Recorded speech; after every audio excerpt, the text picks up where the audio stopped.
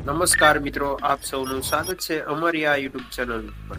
આજે આપણે વાત કરીશું ભારતીય હવામાન વિભાગ આઈએમડી દ્વારા જાહેર કરેલા આગામી 3 દિવસ હવામાન અને વરસાદનું અનુમાન વિશે વાત કરીશું। જો તમે ગુજરાતમાં કોઈ પણ જિલ્લામાં રહો છો તો આ વિડીયો છેલ્લા સુધી જરૂર જોજો, કારણ કે તમે આ જાણશો કે કયા વરસાદની શક્યતા છે, કયા વિસ્તારોમાં ગાજવીજ સાથે વરસાદ પડી શકે છે અને કયા લોકો વધુ સાવચેત રહેવાની જરૂર છે। તો સૌપ્રથમ મિત્રો આપણે વાત કરીશું કે હાલની હવામાન સ્થિતિ શું વિશે વાત કરીશું। અરબી સમુદ્ર અને બંગાળની ખાડી તરફથી ભેજયુક્ત પવનો સતત ગુજરાત તરફ આવી રહ્યા છે। તેના કારણે રાજ્યના અનેક વિસ્તારોમાં વરસાદી માહોલ જોવા મળી રહ્યો છે। કેટલીક જગ્યાએ હળવાથી મધ્યમ વરસાદ અને કેટલાક જિલ્લાઓમાં ભારે વરસાદ નોંધાઈ રહ્યો છે, જે તમે આ સ્ક્રીન ઉપર જોઈ શકો છો। હવે મિત્રો વાત કરીએ કે આગામી 3 દિવસ શું આગાહી કરી છે, કઈ કઈ જગ્યાએ રેડ એલર્ટ છે તેના વિશે વાત કરીએ।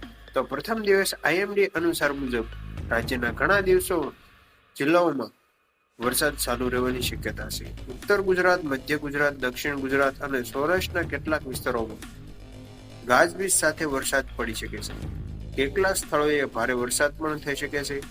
નીચાણવાળા વિસ્તારોમાં પાણી ભરાવાની શક્યતા સર્જાઈ શકે છે। બીજા દિવસે પણ વરસાદી સિસ્ટમ સક્રિય રહેવાની શક્યતા છે। કેટલાક જિલ્લાઓમાં મધ્યમથી ભારે વરસાદ પડી શકે છે। વીજળીના કડાકા ભડાકા સાથે પવનની ગતિમાં વધારો થઈ શકે છે। ખેડૂતો માટે આ વરસાદ કેટલાક પાક માટે લાભદાયક બની શકે છે, પરંતુ જ્યાં વધુ વરસાદ હશે ત્યાં નુકસાન પણ થઈ શકે છે।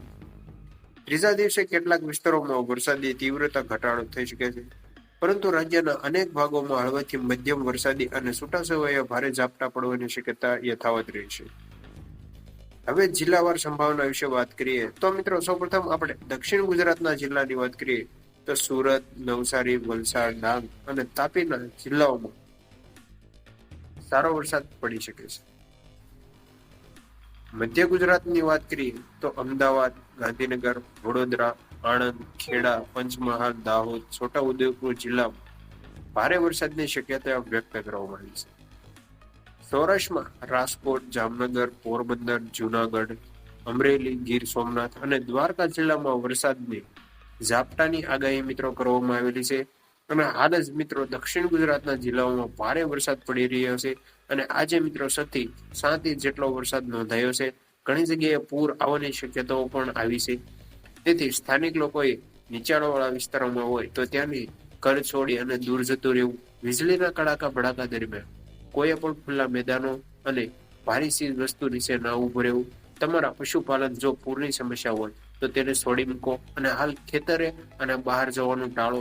અને જો તમે આગામી ફરવા જવાના હોય, ગિરનાર છે તો ત્યાંનું વેધર અને આપણી ચેનલ ઉપર ન હોય તો ચેનલને સબસ્ક્રાઇબ કરી લો, કેમ કે હવે તમને રોજ આઈએમડી અને હવામાન નકશાને આધારે જ આ માહિતી આપવામાં આવેલી છે। આમાં કોઈ બીજી વાત નથી, તો ખાસ ચેનલને સબસ્ક્રાઇબ કરી લેજો।